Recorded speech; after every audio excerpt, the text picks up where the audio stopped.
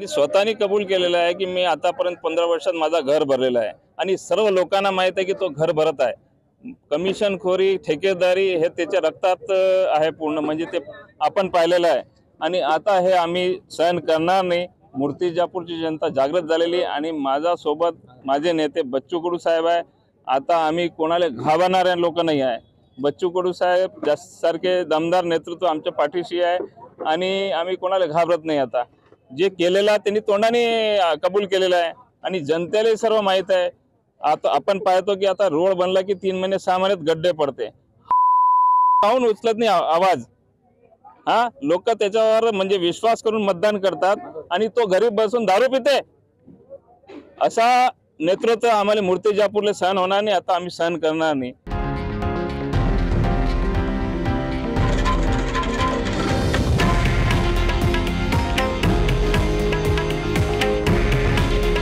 हे आहे देशातील नंबर 1 न्यूज नेटवर्क आणि आपण पाहत आहात TV9 मराठी।